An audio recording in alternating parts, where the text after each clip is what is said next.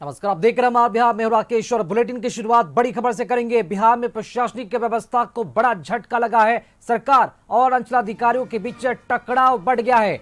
अंचलाधिकारियों ने अनिश्चितकालीन हड़ताल शुरू कर दी है।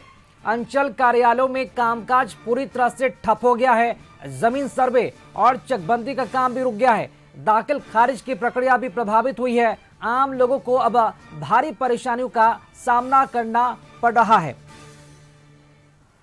तो सरकार और अंचलाधिकारियों के बीच जो टकराहट है वो एक बार फिर से देखने को मिल रही है, जिसके कारण जमीन सर्वे और चकबंदी जैसे जो काम है उस पर प्रभावित पड़ रहा है। दाखिल खारिज की प्रक्रिया भी जो है वो प्रभावित हो रही है। आम लोगों को जमीन से संबंधित काम करवाने में भारी परेशानियों का सामना करना पड़ रहा है और इस तरह बिहार में ये प्रशासनिक व्यवस्था को एक बड़ा और तगड़ा झटका लगा है, क्योंकि सरकार और अंचलाधिकारियों के बीच ये टकराव की स्थिति बढ़ती हुई नजर आ रही है। एक बार फिर से बता दें आपको, सरकार और अंचलाधिकारियों के बीच टकराव की स्थिति के बीच बिहार में प्रशासनिक व्यवस्था को बड़ा झटका लगा है। अंचलाधिकारियों ने अनिश्चितकालीन हड़ताल शुरू कर दी है।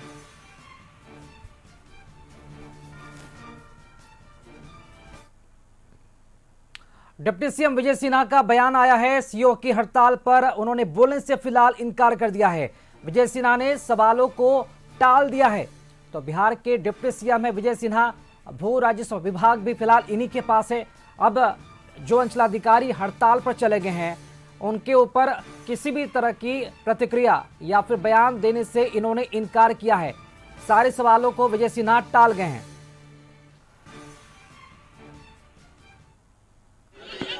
अभी मैं विभाग में राजस्व भूमि सुधार विभाग में समीक्षा कर बैठक करेंगे और एक प्रेस भी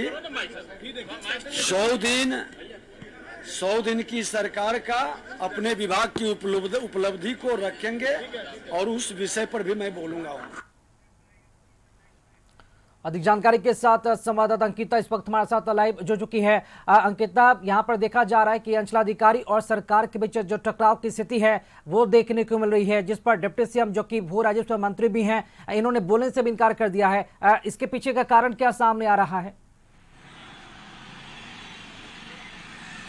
देखिए राकेश, इससे पहले भी ये लोग हड़ताल पर जा चुके हैं। कर्मचारी पहले से हड़ताल पर है, लेकिन आरओ और सीओ की बात कर ले तो वो आज से अनिश्चितकालीन हड़ताल पर गए हैं। ये इनकी कुछ लंबित मांग है, जिसको लेकर के लगातार वो सरकार से, विभाग से बातचीत करने की कोशिश की गई, लेकिन लगातार इनको आश्वासन मिला। लेकिन इन सब के बीच लगातार आश्वासन मिलने के बावजूद इनका काम नहीं बना, इनकी बातें नहीं बनी, तो इन लोगों ने निर्णय लिया। इनके दो संगठन है, यानी कि इनके दोनों ही संगठन अब जो है हड़ताल पर चले गए, जिससे 537 अंचलों का जो है वो कामकाज ठप हो गया है। जिसमें मुख्य चीज हम आपको बता दे रहा कि इसमें हड़ताल में दाखिल खारिज, जाति, आय और आवास प्रमाण पत्र का जो है काम है वो पूरी तरीके से सब ठप हो गया है। और दोनों ही, हमने कहा कि इनके दो संगठन है, एक बिरसा और बिरसा यूनाइटेड, और दोनों ही इस बार आर पार की लड़ाई के मूड में है और इन दोनों ने ही कामकाज को ठप किया है। और ऐसे में आज लगभग दर्जनों की संख्या में बात कर ले तो ये सभी आरओ और सीओ जो है धरना पर बैठ चुके हैं और कामकाज को अनिश्चितकालीन के लिए ठप कर दिया है। अब साफ तौर पर कहना है कि जब तक अब इन लोगों की मांग पूरी नहीं होगी तब तक ये लोग अब हटेंगे नहीं और अपने काम पे वापस जाएंगे नहीं। हालांकि लगातार जो विभाग के मंत्री है विजय सिन्हा, उनकी तरफ से भी कहा गया है कि काम पर लौट जाए। कई कैसे ही कि तनख्वाह काटने की बातें कही गई थी इससे पहले, लेकिन इन सब के बीच जो मुख्य रूप से आज जो बातें आ रही है सामने, वो आरओ सीओ इस बार मानने के मूड में बिल्कुल भी नहीं है।